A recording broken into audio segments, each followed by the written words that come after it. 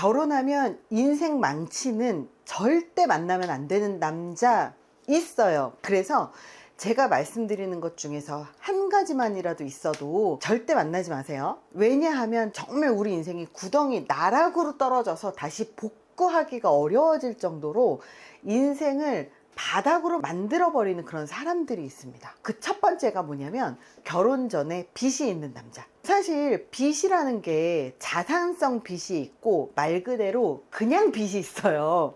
자산성 빚이라고 하는 것, 아파트를 사거나 집을 사거나 땅을 사거나 무언가 자산으로서 만들 수 있는 그런 자산을 구입하기 위해서 대출을 받은 것들은, 이런 것들은 빚이라고 보기엔 좀 어렵죠. 빚은 빚이지만 사실은 부동산은 자산이기 때문에 빚도 자산이야 라고 얘기할 때 말하는 빚이 바로 이 부동산을 구입하기 위해서 담보대출을 하는 빚, 바로 이게 빚도 자산이야 할 수 있는 빚이에요. 이런 빚을 갖고 너 빚 있으니까 너 안 돼, 절대 안 돼, 이러면 오히려 이런 여자를 만나면 안 돼요. 왜냐하면 이 투자라든지 아니면 부동산 자산이라든지 이런 개념이 전혀 없는 분이기 때문에 이 둘이 만나잖아요. 그러면 오래 살지 못합니다. 그래서 여기서 말하는 빚은 그냥 말 그대로 생으로 갚아야 되는 자산성 빚이 아닌 거예요. 예를 들어서 투자도 종류가 있습니다. 부동산에 자산성 투자를 하시는 분들이 있고요. 그렇게 부동산 투자를 할 만큼의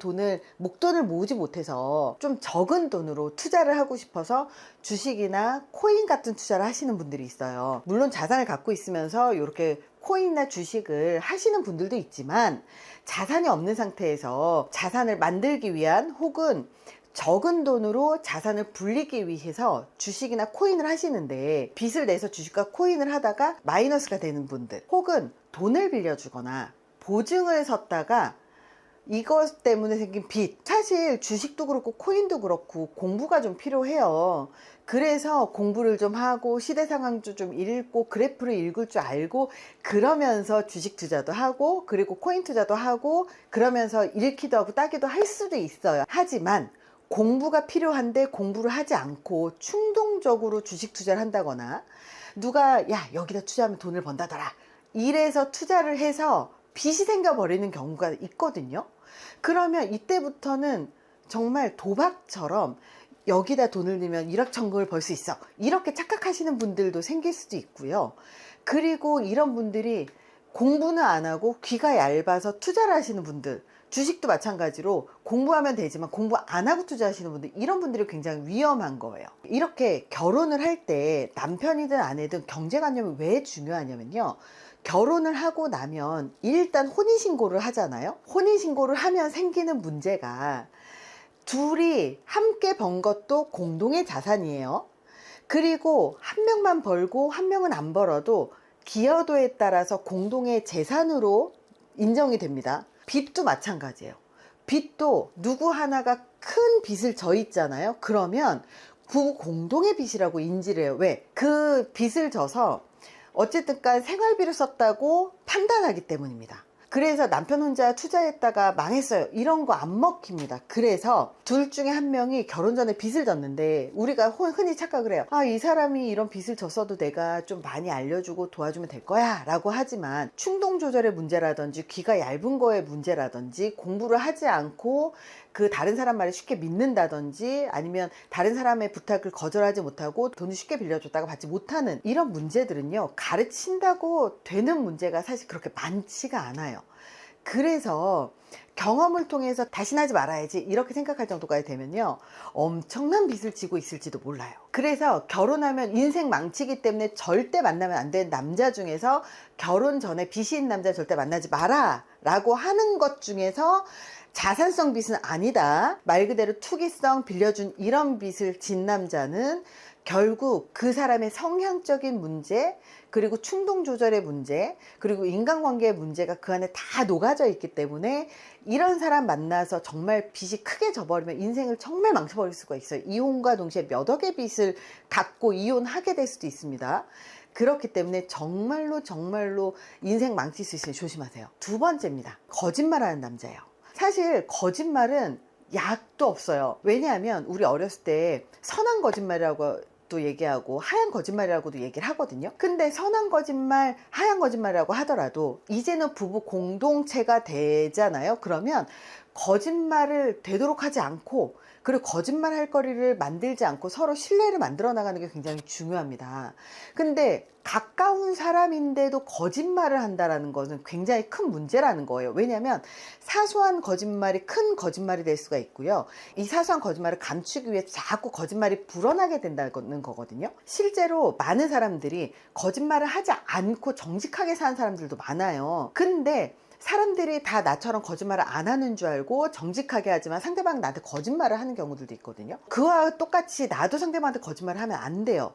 하지만 사람들은 적당히 감추고 적당히 얘기 안 하고 적당히 넘어가면 이게 거짓말이 아니라고 생각을 하는 것 같아요. 이렇게 부부가 되잖아요. 그러면 말하지 않는 거짓말, 즉 관계를 위해서 말할 필요가 없는 것들은 헤어진 전 연인의 이야기, 그리고 전 연인과의 성관계 이야기, 여행 간 이야기, 혹은 전 연인과 비교하는 이야기, 그런 헤어져서 지금 어떻게 바꾸지 못하는 거에 대해서 이야기를 하지 말라는 거예요. 이런 것들은 선한 거짓말에 해당할 수 있겠지만 그 이외에 빚이라든지 주식 투자라든지 자산이라든지 아니면 가족 관계라든지 가족의 은밀한 비밀도 있을 수 있어요.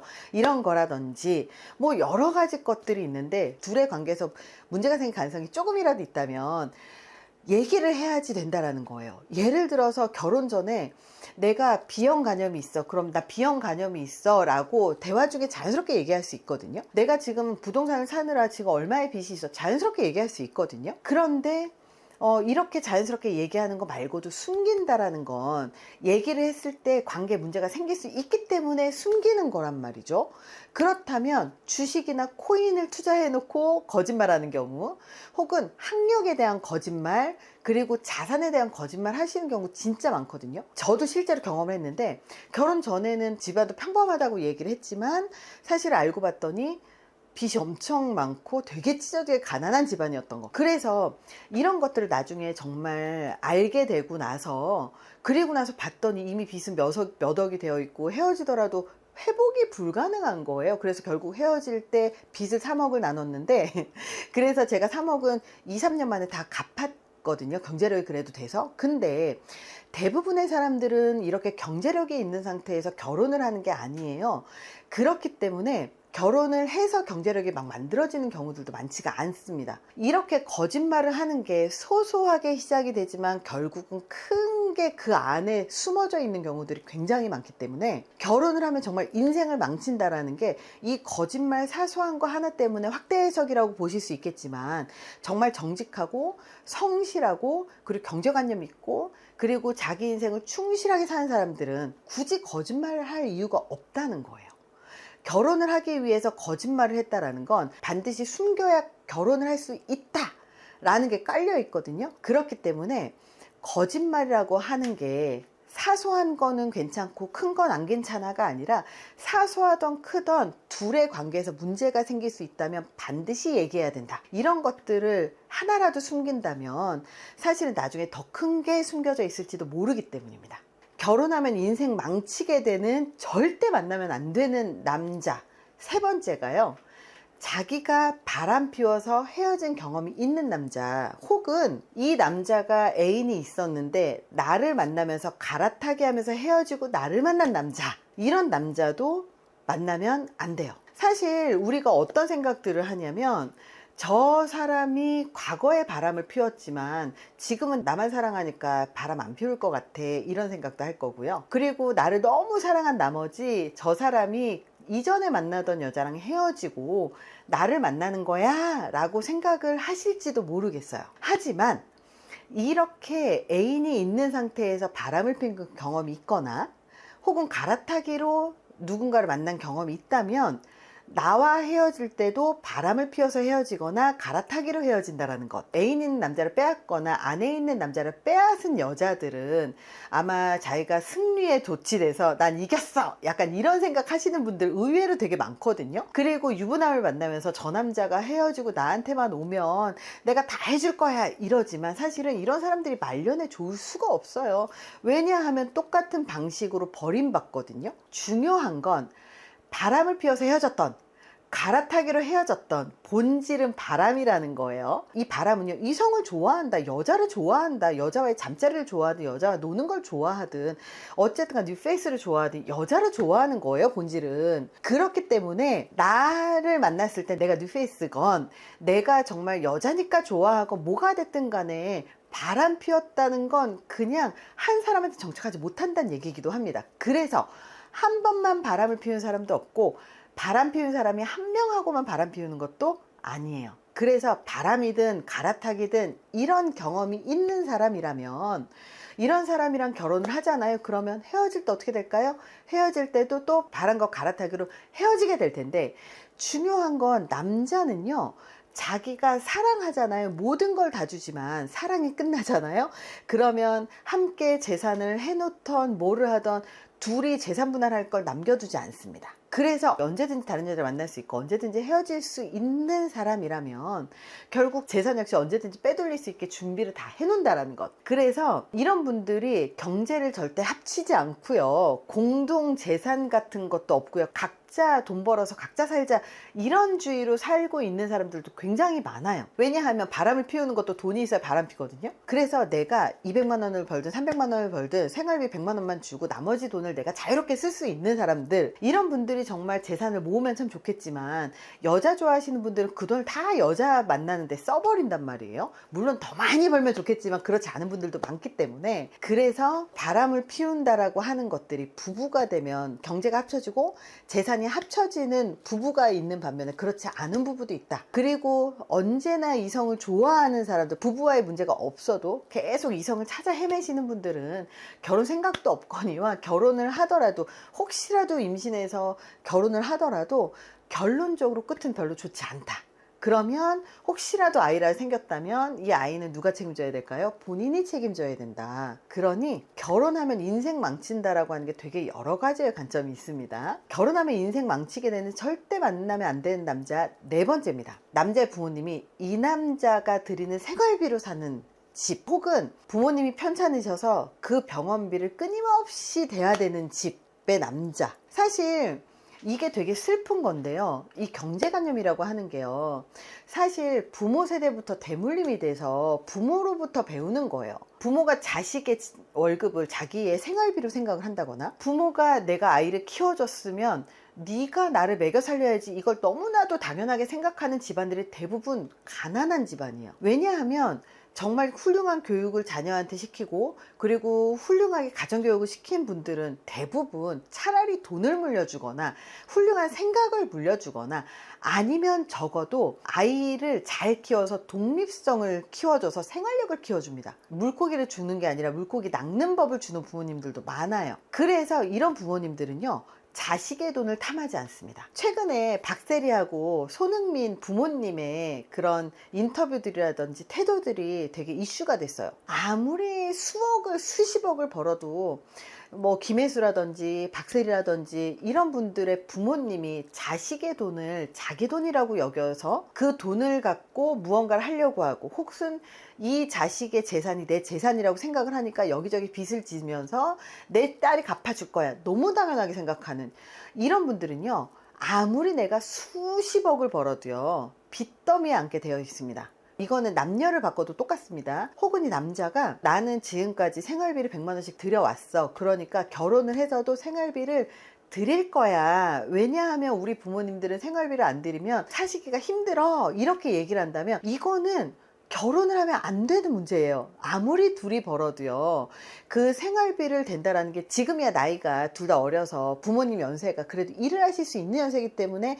100만 원에 해결되지만, 시간이 조금 더 흘러서 두 분 다 살아계시는데 나이가 70이 됐는데 둘 다 일을 못 하셔요? 그러면 생활비 200만 원, 300만 원씩 들어가고요. 이것뿐만이 아니라 병원비는 끊임없이 들어가게 될 겁니다. 이것 또한 제 경험인데요. 이렇게 가난한 집안에 거짓말하고 완전 사기 결혼을 당했었지만, 결혼을 하기로 인사를 딱 갔더니 인사하는 첫날 저한테 한 말씀이, 이제 결혼을 하니 생활비를 얼마씩 내놔라, 이 얘기를 한 거예요. 그 당시가 제가 나이가 25이어서 그 말의 의미도 몰랐지만 착한 며느리 콤플렉스가 있어서 그게 당연하다고 생각을 해서 생활비를 드렸어요. 하지만 중요한 건 그분들 나이가 50밖에 안 됐고 두 분 다 50대부터 제 생활비를 받아, 제 돈으로 드렸으니까 제 생활비를 받아서 그냥 쭉 노시는 거예요. 그래서 월급 받는 날처럼 제가 생활비 드리는 날을 월급 받는 날처럼 체크를 해놓고 월급이 안 들어오면, 생활비가 안 들어오면 생활비를 언제 주는지 목 빠져라 기다리고 계시더라고요. 그래서 이게 굉장히 무서운 거거든요. 근데 심지어 이런 분들은 건강관리도 좀 잘 안 돼 있어요. 그래서 나이가 60이 되잖아요. 그러면 계속 끊임없이 병원을 가게 될 겁니다. 이거는 제 경험이긴 하지만 좀 공통적인 부분 중에 하나가 가난하고 돈이 없고 그리고 부모님을 부양해야 되시는 분들은 내 부모가 너무 안쓰러워서 건강검진 하나를 하더라도 혹은 MRI 하나를 찍더라도 가성비 좋은 데를 찾아서 가는 게 아니라 가장 비싼 데를 또 찾아서 갑니다. 그래서 정말 아껴야 될 때와 아끼지 말아야 될 때를 구분하지 못하는 것도 굉장히 많이 발견했어요. 그래서 이렇게 자녀의 독립도 굉장히 중요하고요. 부모의 독립도 굉장히 중요합니다. 부모가 자녀의 돈을 자기 돈으로 착각하는 순간 자녀는 지옥에서 살게 돼요. 자녀들도 불행하게 되지만 결혼을 하더라도 이 부부는 부모 때문에 오래 살지 못합니다. 결국 생활비를 드리는 것 문제 때문에, 그리고 생활비를 드리다가 나중에는 병원비까지 다 해드려야 되기 때문이죠. 결혼하면 인생 망치게 되는, 절대 만나면 안 되는 남자 5번째는요, 중독입니다. 중독 중에서 도박, 술 중독. 절대 만나시면 안 돼요. 도박, 술 중독은 집안을 정말 거덜나게 만들어요. 정말 인생을 망치게 되는데요. 남자복 없다는 말의 의미가 뭔지 아시나요? 진짜 내 주변에 남자가 없다는 게 아니라요, 정말 남자 구실 못하고 돈도 못 버는데 이 남자가 내 인생에 들어와서 이혼도 안 해주면 이게 남자복이 없는 거예요. 왜? 이 남자로 인해서 다른 남자를 못 만나니까. 제가 도박 중독 센터 같은 데서 강의를 하다 보면 실제로 결혼을 하고 나서 도박하는 걸 알게 된 거예요. 이혼하자고 얘기를 했는데 여자가 알았어, 이혼하자라고 동의를 했어요. 그럼 협의 이혼이 돼야 되잖아요. 근데 협의 이혼이라는 게 쉽지가 않아요. 왜냐하면 협의 이혼을 하고 그걸 제출을 하고 한 달 뒤에 둘이 다시 같이 가서 우리 이혼하기로 마음을 먹었습니다, 다시 번복하지 않아요를 확정을 받아야지 이혼이 성립이 되는데요. 이혼해줘. 그럼 알았어, 이혼해줄게. 그리고 사인을 해서 제출을 합니다. 그리고 한 달 뒤에는 잠수 타고 안 나타나요. 번번이 그렇게 안 나타나서 결국 이혼을 못하고 소송을 해야 되나, 소송은 무섭고, 이렇게 하신 분들도 진짜 많이 봤고요. 그리고 결혼한 지 10년인데 남편이 도박을 하는 거예요. 아내분은 이 남편이랑 이혼할 생각이 없어요. 근데 결혼 생활 동안 얼마의 남편의 도박빚을 갚아주셨어요? 물어봤더니 12억인가를 갚아줬대요. 그럼 연봉은 얼마예요? 1억도 안 되는 거예요. 그러면 이 사람은 아이들 키워가면서 남편의 빚 갚아가면서 일해가면서 얼마나 힘들게 살았을까요? 근데 이혼은 또 안 해줘요. 술 중독도 마찬가지입니다. 술 중독 같은 경우는 우리가 평상시에 매일 친구들을 만나서 술을 마시는 이 정도가 아니고요. 우리나라에서 알코올 의존이라고 진단이 나올 정도면 대부분은 인지장애가 있거나 말이 어눌하거나 이런 경우들이 되게 많아요. 그래서 입원해야 되는 경우들까지 가는 분들이 많거든요. 술을 자제하지 못한다거나 매일 술을 마셔야 잠이 온다던가 이런 분들. 그래서 이런 분들도 사실은 알코올 의존 진단이 나오게 되면 인지 능력 때문에라도 직업을 갖기가 어렵고요. 그리고 술을 많이 마시다 보면 충동 조절이 아예 안 되는 거잖아요. 그렇기 때문에 일상생활에 지장이 되는 경우들이 많아요. 즉 진단이 나온다는 건 일상생활이 불가능할 때 진단이 나오거든요. 그래서 알코올 의존이라든지 도박 중독이라든지 이런 분들은 사실 일상적으로 직업을 갖거나 아니면 돈을 벌거나 일반적으로 사고하기가 되게 어려우신 분들이 많아요. 그렇기 때문에 결혼 전에 혹시라도 알코올 의존이 강하거나 아니면 손이 계속 이렇게 떨리거나 말이 어눌해진다거나 혹은 도박을 즐긴다거나 한다면 이거는 반드시 헤어져야 됩니다. 정말 인생 망치고요. 인생 망치는 것뿐만 아니라 이 사람하고 헤어지지 못하고 이 사람의 빚을 갚는다거나 이 사람의 생활비를 갚아야 될지도 모릅니다. 사실 저도 경험한 것들도 있고 그리고 많은 분들이 이런 분 때문에 인생 망치는 경우들이 있어요. 그래서 거짓말 조금이라도 하시는 분들이라면 왜 만나면 안 되느냐, 그 거짓말 중에 정말 사소한 거짓말일 수도 있겠지만 이렇게 사소한 징후들을 알아야 큰 것을 막을 수가 있습니다. 도박, 술 이런 것도요. 나 친구하고 포커 치고 왔어. 나 일주일에 한 두세 번 그냥 재미로 포커 쳐. 여기에서 도박 중독의 기미를 알게 되는 거고요. 나는 경마 취미 생활로 해. 그러면 여기에서 도박의 기미를 발견하는 거거든요. 근데 왜 이걸 거짓말을 하냐면 결국은 이게 본인을 나쁘게 볼 수 있다라는 걸 알기 때문이고, 나쁘게 볼 수 있다라는 걸 인지하고 있지만 거짓말을 하면서 그 행동을 유지한다는 건 끊을 생각이 없고 조절이 안 된다는 뜻이기도 합니다. 그래서 이렇게 결혼하면 인생 망치게 되는 사람들이 있어요. 물론 반대로 하더라도 동일합니다. 그렇기 때문에 혹시라도 이런 사람을 만나게 된다 그러면 이 사람을 내가 어떻게 해서든지 도와줄 수 있을 거라고 생각하지 마시고요. 빨리 헤어지시길 권해드릴게요. 그게 본인의 인생을 구하는 길이 될 겁니다. 도움이 되셨길 바랍니다. 감사합니다.